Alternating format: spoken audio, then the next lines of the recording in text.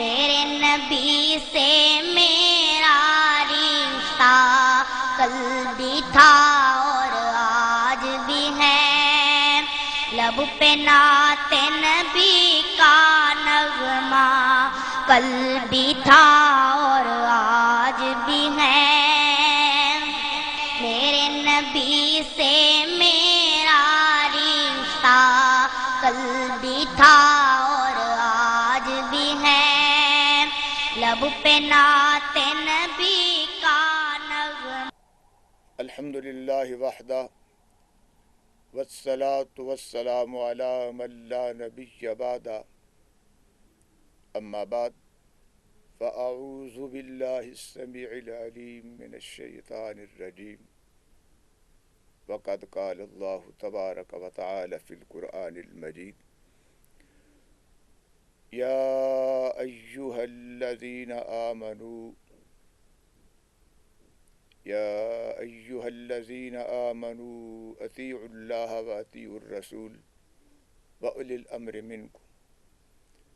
فإن تنازعتم في شيء فردوه إلى الله والرسول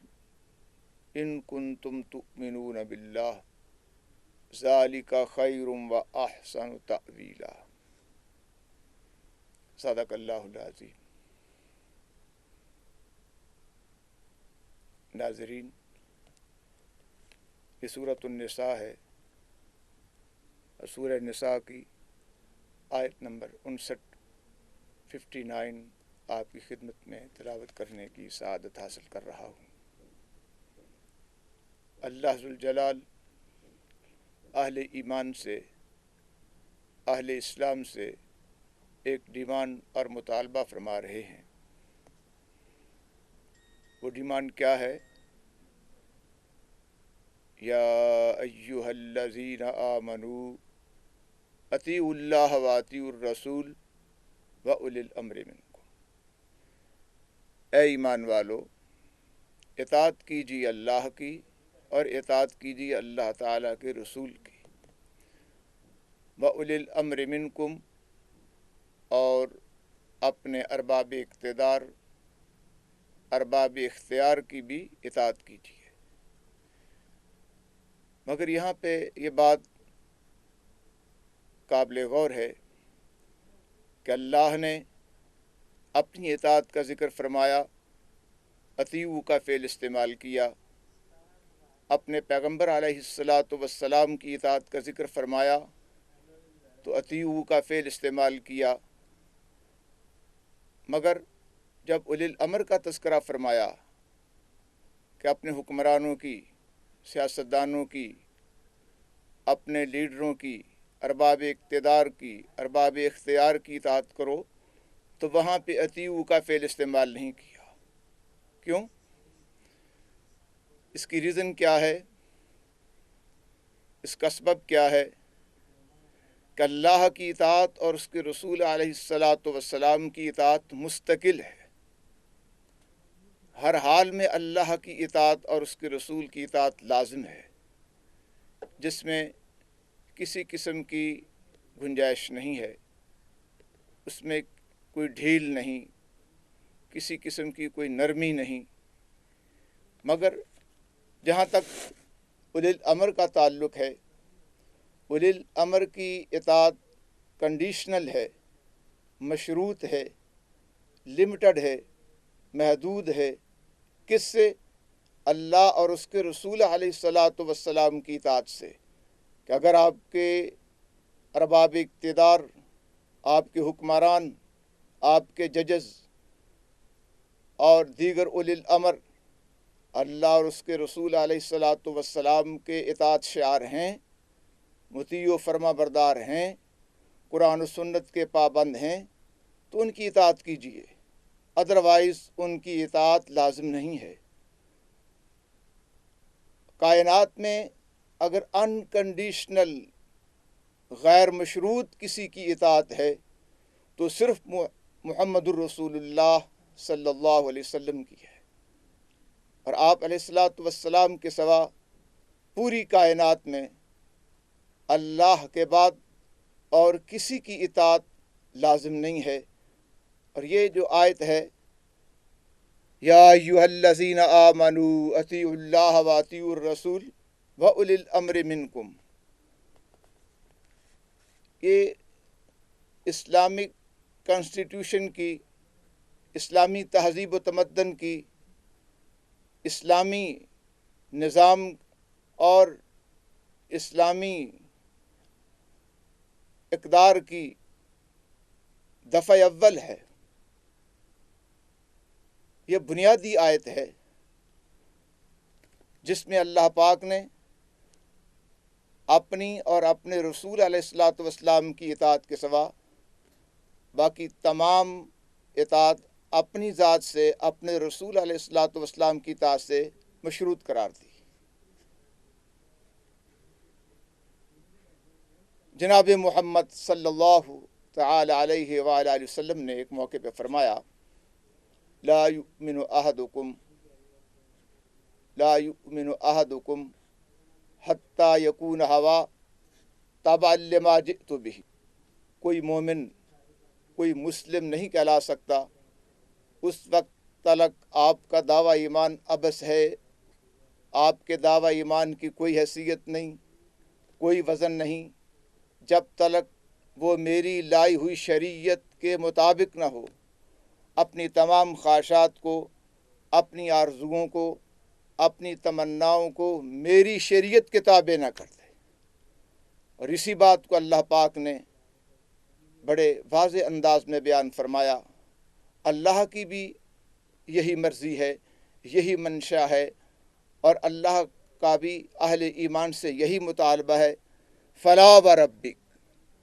لا یؤمنون حتی یحکموک فیما شجر بینہم ثم لا یجدوا فی انفسہم حرجا مما قضیت ویسلموا تسلیما. فلا وربک، اس وقت تک کوئی مومن، کوئی مسلم، کوئی چشتی، سوروردی، قادری، مجددی، رضوی، حنفی، شافی، مالکی، صدیقی، فاروقی، عثمانی، علوی، اس کی کوئی حیثیت نہیں. لا یؤمن احدکم، پیغمبر اسلام نے فرمایا لا یؤمن احدکم حتی یکون ہوا تبعا لما جئت بی. اور رب محمد نے فرمایا علیہ الصلاۃ والسلام فلا وربک لا یؤمنون حتی یحکموک فیما شجر بینہم. میرے حبیب، آپ اعلان فرما دیں کہ اس وقت تک کوئی مومن، کوئی مسلم، کوئی اہل حدیث، کوئی اہل سنت کہلانے کا حقدار نہیں. اس کے دعوی اہل حدیثیت یا دعوی اہل سنت کی کوئی حیثیت نہیں. پاکستان میں لیبل لگانے کی ویسے بھی کوئی پابندی نہیں، جون سا مرضی لیبل لگا لیا جائے. کوئی چشتی کہلائے، سوروردی کہلائے، مجددی کہلائے، کوئی حنفی کہلائے، مالکی کہلائے، شافی کہلائے، حنبلی کہلائے، کوئی صدیقی کہلائے، فاروقی کہلائے، عثمانی کہلائے، علوی کہلائے، کوئی قریشی کہلائے، ہاشمی کہلائے، کوئی پابندی نہیں، نو ریسٹرکشن. مگر بات یہ ہے فلا وربک لا یؤمنون. میرے حبیب، اعلان فرما دیجئے اس وقت تک کوئی مومن نہیں بن سکتا، اس کے دعوی ایمان کی کوئی حیثیت نہیں، کوئی وزن نہیں، جب تلک وہ آپ کو اپنا جج اور حاکم تسلیم نہ کر لے. اور آپ علیہ الصلاۃ والسلام کے فیصلہ کرنے کے بعد اپنے دل میں کسی قسم کی کجی اور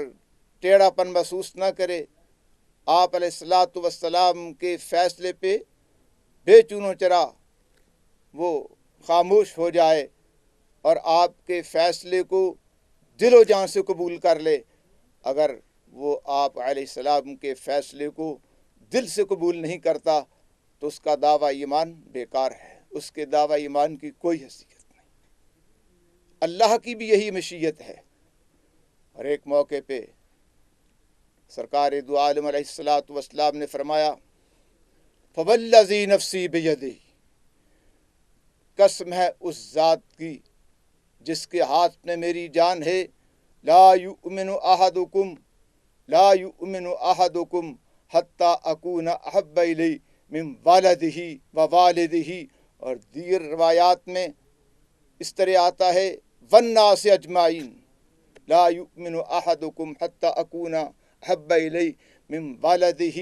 و والدہ، دوسری روایت میں والناس اجمعین، کہ اس وقت تک کوئی مومن، کوئی مسلم نہیں کہلا سکتا جب تک میں تمہیں تمہاری اولاد سے، تمہارے ماں باپ سے، تمہارے اعز و اقارب سے، تمہارے رشتہ داروں سے، والناس حتیٰ کہ پوری کائنات سے بڑھ کر محبوب اور پیارا نہ ہو جاؤں، اس وقت تک تمہارے دعوی ایمان کی کوئی حیثیت نہیں۔ اس کا مطلب کیا ہے؟ اولاد سے، ماں باپ سے، بیوی بچوں سے، رشتہ داروں سے، اعز و اقارب سے، خونی رشتوں سے انسان کو قدرتی محبت ہوتی ہے، مگر جس قدر آپ کا ہمدرد اور خیرخواہ میرا نبی ہے، اس قدر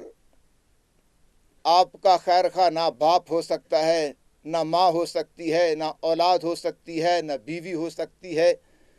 اور زندگی میں کسی موڑ پہ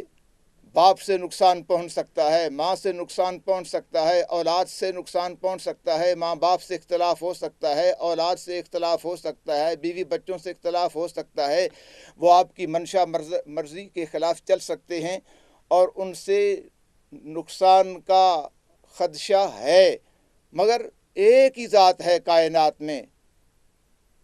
جناب محمد صلی اللہ علیہ وسلم، جو آپ کا ہر حال میں خیر خواہ ہے، دنیا میں بھی آپ کا خیر خواہ ہے، آخرت میں بھی آپ کا خیر خواہ ہے، جن کی محبت و اطاعت، جن کی تعظیم و تکریم آپ کو دنیا میں بھی کامیاب و کامران فرمائے گی، اور آپ علیہ السلام کی محبت، آپ علیہ السلام کی تعظیم و تکریم، آپ علیہ السلام کی اطاعت و فرما برداری کا جذبہ جو ہے، یہ ذریعہ نجات ہے،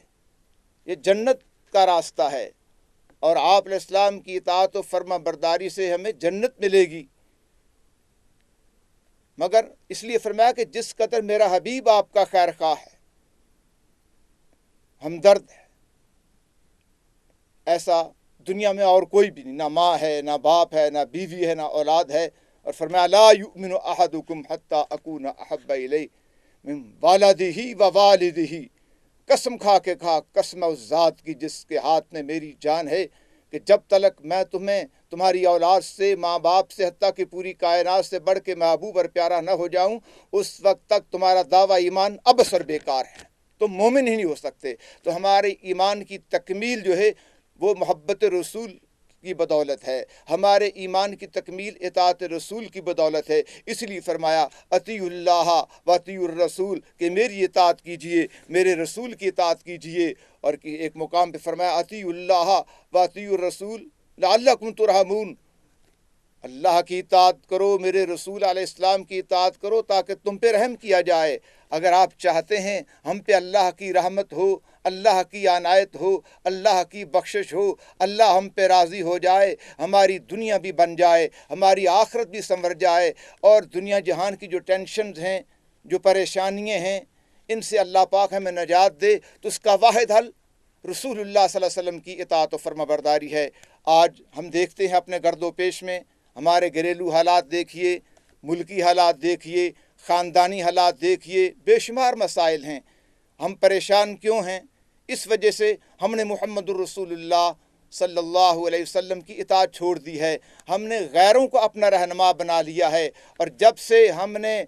اسلام کو عملاً چھوڑ رکھا ہے، یعنی محمد الرسول اللہ صلی اللہ علیہ وسلم کی اطاعت اور آپ علیہ السلام کے احکامات سے روح گردانی اختیار کر رکھی ہے، تب سے ہم پریشان ہیں، تب سے بے شمار مسائل ہیں، یہ ملکی مسائل اور یہ ہمارے گھریلو مسائل، کاروباری مسائل، ان تمام مسائل کا سبب محمد الرسول اللہ صلی اللہ علیہ وسلم کی اطاعت سے انحراف اور روح گردانی ہے۔ صحابہ کرام کو دیکھیے کہ وہ لوگ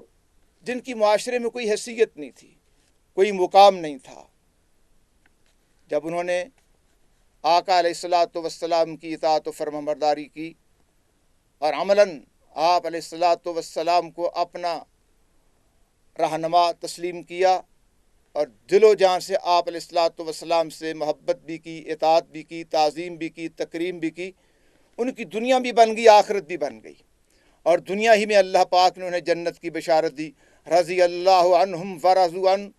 انہیں خطاب عطا فرمایا، اور یہ معلوم شئتم فقط غفرت لکم، کہ میرے صحابہ غزوہ بدر میں جو احباب شریک ہوئے، جو صحابہ کرام غزوہ بدر میں شامل ہوئے، ان کے متعلق فرمایا اعملوا ما شئتم فقط غفرت لکم، جاؤ آج کے بعد جو چاہے عمل کرو، تمہارا کوئی عمل قابل گرفت نہیں، تمہاری غلطیوں کو، تمہاری خطاؤں کو اللہ نے پیشگی معاف کر دیا ہے۔ اور رضی اللہ عنہم ورضوا عنہ کے خطاب ابدی سے نوازا۔ آج جی میں خیال آتا ہے کہ کاش ہم بھی اس دور میں ہوتے، آج جب ہمارا نام لیا جاتا تو ہمارے نام کے ساتھ بھی رضی اللہ عنہ ورضوا عنہ کے الفاظ ہوتے۔ ناظرین توجہ فرمائیے، ابوبکر رضی اللہ عنہ، عمر رضی اللہ عنہ، عثمان رضی اللہ عنہ، علی رضی اللہ عنہ، طلحہ رضی اللہ عنہ، زبیر رضی اللہ عنہ، ابو عبیدہ رضی اللہ عنہ، علی ھذا القیاس۔ تو جی میں خیال آتا ہے کہ اس دور میں ہوتے، اللہ ہمیں ایمان نصیب کرتے، تو آج جب ہمارا تذکرہ ہوتا، ہمارا نام لیا جاتا، تو ہمارے نام کے ساتھ بھی لوگ کہتے رضی اللہ عنہ۔ مگر قربان جاؤں، اللہ نے ہمیں مایوس نہیں کیا۔ قرآن پاک میں ایک ہی آیت ہے جو اس ضمن میں ہمیں حوصلہ دیتی ہے، والذین اتبعوا بإحسان رضی اللہ عنہ ورضوا عنہ۔ کیا مطلب؟ کہ جو آدمی، جو مرد، جو زن، جو مسلمان اسی جذبے سے، اسی ولولے سے جس طرح صحابہ کرام ایمان لائے، جیسے کہ صحابہ کرام نے اپنا تن من دھن سب کچھ محمد الرسول اللہ صلی اللہ علیہ وسلم کی خاطر قربان کر دیا، اپنی اولادیں قربان کر دیں، اپنا گھر بار، وطن، خیش و کارب، ٹرن بائی ٹرن ساری محبتیں رسول اللہ صلی اللہ علیہ وسلم کی خاطر قربان کر دیں، اور کوئی بھی محبت، نہ وطن کی محبت، نہ باپ کی محبت، نہ اولاد کی محبت، نہ بیوی بچوں کی محبت، نہ کوئی اور محبت ان کے راستے میں رکاوٹ نہ بن سکی، اور ان ٹرن بائی ٹرن تمام محبتوں کو محمد الرسول اللہ صلی اللہ علیہ وسلم کی محبت پہ، آپ علیہ الصلوۃ والسلام کی اطاعت و فرمانبرداری پہ نچھاور کرتے چلے گئے۔ سورہ توبہ میں فرمایا کل ان کان آباؤکم و ابناؤکم و اخوانکم و ازواجکم و عشیرتکم و اموال اقترفتموہا و تجارت تخشون کسادہا و مساکن ترضونہا احب الیکم من اللہ و رسولہ و جہاد فی سبیلہ فتربصوا حتی یأتی اللہ بامرہ واللہ لا یہدی القوم الفاسقین۔ اللہ پاک نے یہاں پہ ان تمام محبتوں کا، ان رشتوں کا ذکر کیا، جو رشتے، جو محبتیں اللہ اور اس کے رسول کی محبت میں حائل ہو سکتے ہیں، کہ صحابہ کرام نے ٹرن بائی ٹرن ان تمام محبتوں کو، تمام رشتوں کو، تمام نعتوں کو، باپ دادے کی محبت، اولاد کی محبت، بیوی بچوں کی محبت، مکانوں کی محبت، اور اپنی زمین جائیداد کی محبت، غرض تمام تر محبتیں محمد الرسول اللہ صلی اللہ علیہ وسلم کی محبت کی خاطر قربان کرتے چلے گئے۔ آج اسی جذبے کو دہرانے کی ضرورت ہے۔ اگر آج یہ جذبہ ہمارے اندر پیدا ہو جائے، وہی صحابہ کرام کا جذبہ، ہمارا معاشرہ، ہمارا ماحول پرامن ہو سکتا ہے، خوشگوار ہو سکتا ہے، خوشحال ہو سکتا ہے، اور ہماری خوشحالی کا راز، ہماری کامیابی کا راز، دینی کامیابی ہو یا دنیاوی کامیابی ہو، تمام تر ہماری کامیابیوں، کامرانیوں کا راز محمد الرسول اللہ صلی اللہ علیہ وسلم کی اطاعت و فرما برداری میں ہے۔ اور کائنات میں آپ ہی کی ایک ایسی شخصیت ہے جس کی اطاعت انکنڈیشنل، غیر مشروط ہے، جن سے محبت غیر مشروط ہے، اور جن کی محبت اور اطاعت لازم اور ضروری قرار دی گئی ہے۔ کائنات میں اور کوئی ایسا شخص نہیں، کوئی ایسی ذات نہیں، کوئی ایسی شخصیت نہیں جسے ہم کائنات میں سب سے بڑھ کے محبت کریں، یا کائنات میں جس کی سب سے بڑھ کر اطاعت کی جائے وہ صرف محمد الرسول اللہ صلی اللہ علیہ وآلہ آلہ وسلم کی ذات مبارکہ ہے۔ اس لیے ڈاکٹر مائیکل ہارٹ، جس نے 5000 سالہ تاریخ پر مشتمل انسانی تاریخ کا جائزہ لیتے ہوئے، انسانی تاریخ کا مطالعہ کرتے ہوئے پوری انسانی تاریخ میں سے 100 آدمی سلیکٹ کرتا ہے، 100 آدمی منتخب کر کے ان کا نام رکھتا ہے دا 100، یعنی کائنات میں اس کے مطابق، اس کی تحقیق اور ریسرچ کے مطابق یہ وہ 100 آدمی ہیں جو کائنات میں کامیاب ترین ہیں، اور ان 100 بندوں میں حضرت محمد صلی اللہ علیہ وآلہ آلہ وسلم کو وہ سر فہرست لاتا ہے کہ کائنات میں جو دیگر لوگ ہیں وہ کسی ایک فیلڈ میں، کسی ایک میدان میں کامیاب ہوئے، مگر اس نے ثابت کیا ہے کہ محمد الرسول اللہ صلی اللہ علیہ وآلہ آلہ وسلم وہ شخصیت ہیں جو ہر میدان میں، ہر فیلڈ میں کامیاب ہوئے ہیں، اور جن پہ کامیابی ختم ہے۔ اس لیے وہ کہتا ہے He is the only person supremely successful in both the religious and secular fields، کہ انسانی تاریخ میں ایک ہی شخص ہے جو the supremely successful، انتہائی کامیاب ہے، جو کامیابیوں کی معراج پہ سرفراز ہے، اس سے بڑھ کر اور بندہ کوئی کامیاب نہیں ہو سکا ہے۔ ہر فیلڈ میں اگر کوئی کامیاب ترین کوئی ثابت ہوا ہے، اگر کوئی سپریملی سکسیسفل ہے تو وہ ہیں حضرت محمد صلی اللہ علیہ وسلم۔ حضرت عیسیٰ علیہ السلام کا بھی تذکرہ کرتا ہے، حضرت موسیٰ علیہ السلام کا بھی اس میں تذکرہ کرتا ہے، اور دیگر اس میں فاتحین ہیں، سائنسدان ہیں، جرنیل ہیں، فاتح ہیں، حکمران ہیں، بزنس مین ہیں، صاحب علم ہیں، علم و ادب کے اس میں جو ہے علم و ادب سے متعلقہ لوگ ہیں۔ حضرت فاروق اعظم کا بھی تذکرہ کرتا ہے، اور پوری 1400 سالہ تاریخ میں صرف حضرت مسلمانوں میں حضرت عمر فاروق کو وہ سلیکٹ کرتا ہے۔ الغرض المختصر، بات کو مزید مختصر کرتا چلا جاؤں کہ نبی معظم علیہ الصلوۃ والسلام کی اطاعت ہی ہمارے لیے لازم ہے، اور آپ علیہ الصلوۃ والسلام کے مقابلے میں اور کسی کی اطاعت لازم نہیں۔ ہم نے دنیا میں مذہبی لحاظ سے، سیاسی لحاظ سے، دینی لحاظ سے، دنیاوی لحاظ سے بہت سے لوگ اپنی میموری میں اور اپنے گرد اکٹھے کر رکھے ہیں۔ کوئی کہتا ہے جی میرے لیے فلاں شخصیت قابل حجت ہے، میرے لیے فلاں حضرت بڑی قابل احترام ہیں، تو معلوم ہوا کہ محمد الرسول اللہ صلی اللہ علیہ وآلہ آلہ وسلم کے مقابلہ میں کسی امام کی، کسی جرنیل کی، کسی حکمران کی، کسی سیاستدان کی، کسی جج کی، کسی چیف جسٹس کی، کائنات میں بڑے سے بڑا آدمی کیوں نہ ہو، اس کی کوئی حیثیت نہیں۔ اگر کوئی کائنات میں قائد اعظم کہلانے کے حقدار ہے، اگر کائنات میں کوئی ایسا شخص کہ جس کی بلا حیل و حجت اطاعت کی جائے، بلا چون و چرا اطاعت کی جائے، اس کی بات مانی جائے، اس کا کہا مانا جائے، تو وہ ہیں صرف محمد الرسول اللہ صلی اللہ علیہ وآلہ آلہ وسلم۔ اسی لیے آپ علیہ السلام نے فرمایا تھا کہ اس وقت تک کوئی مومن نہیں ہو سکتا جب تک آپ اپنی خواہشات کو، اپنی تمناؤں کو، اپنی آرزوؤں کو میری لائی ہوئی شریعت کے تابع نہیں کر لیتے، اس وقت تک تمہارا دعویٰ ایمان بیکار ہے۔ اور اللہ کا بھی یہی مطالبہ ہے۔ آج ہمارے اندر اگر کسی چیز کی کمی ہے، باقی اور کسی چیز کی کمی نہیں، صرف اطاعت رسول کی کمی ہے۔ اگر آج مسلمان اسی انداز سے جس طرح صحابہ کرام نے اطیع اللہ و اطیع الرسول پر عمل کر کے دکھایا، اگر آج ہمارا عمل اسی انداز کا ہو جائے تو یہ سورج غروب ہونے سے پہلے کایا پلٹ سکتی ہے، ہمارے تمام مسائل آٹومیٹکلی حل ہو سکتے ہیں۔ اس کی ایک مثال جناب صدیق رضی اللہ عنہ جب خلافت میں متمکن ہوتے ہیں، حالات انتہائی پریشان کن ہیں۔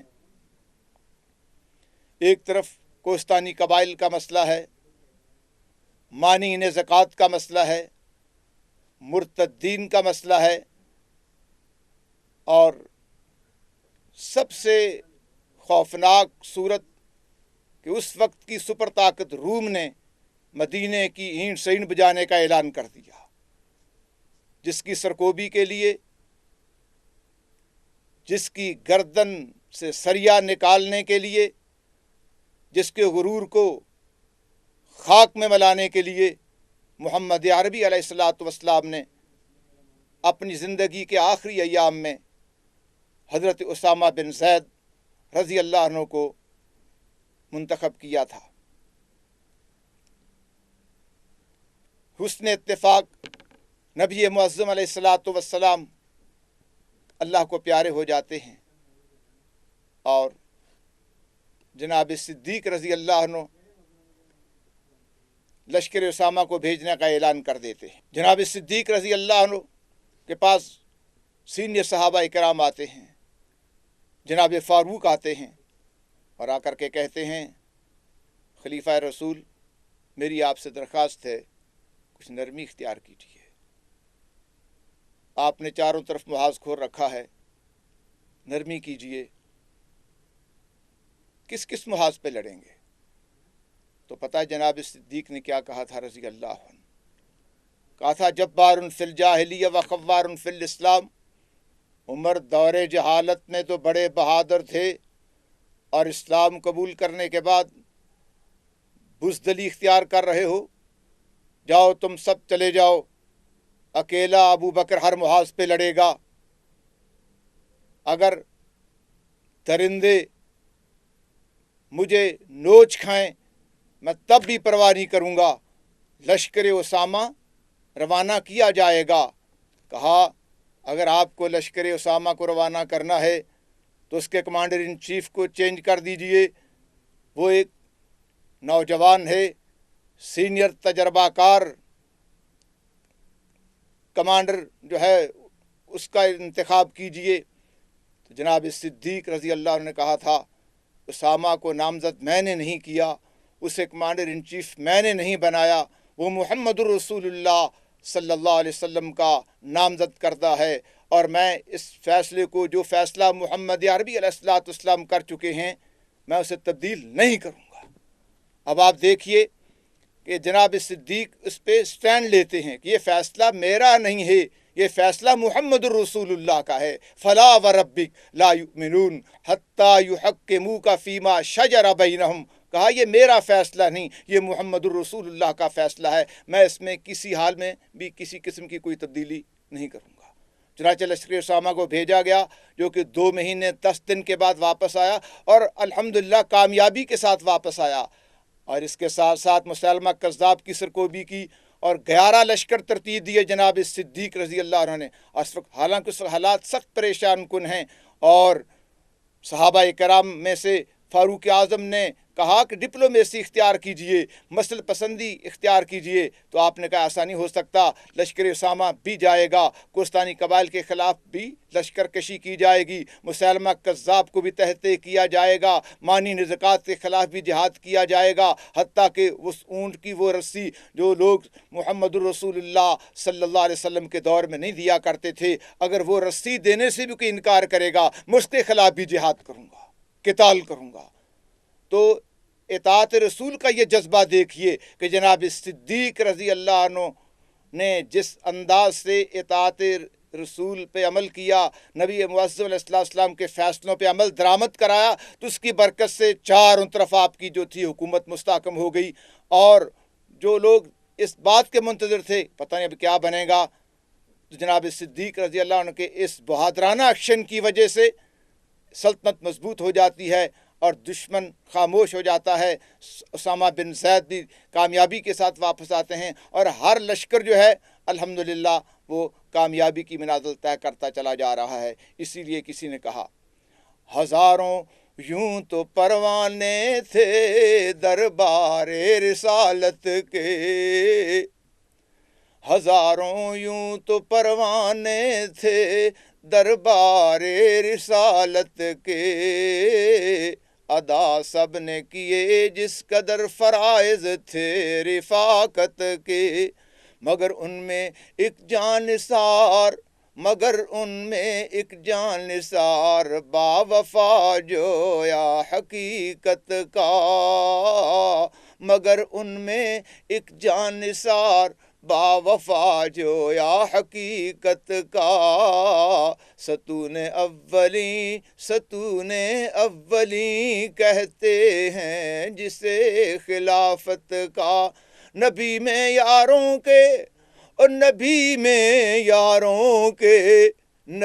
میں یاروں کے جس کا رتبہ سب سے بالا تھا، نبی میں یاروں کے جس کا سب سے رتبہ بالا تھا، کہ رضائے حق میں جسے سر اپنا جھکانا آتا تھا۔ اللہ سے دعا ہے کہ اللہ پاک ہمیں بھی وہی جذبہ، وہی ولولہ، وہی تڑپ، وہی انداز اطاعت و محبت اختیار کرنے کی توفیق عطا فرمائے جو صحابہ کرام کا تھا۔ پھر دیکھیے انشاءاللہ کس طرح ہماری زندگی کی کایا پلٹتی ہے۔ وما علینا الا البلاغ۔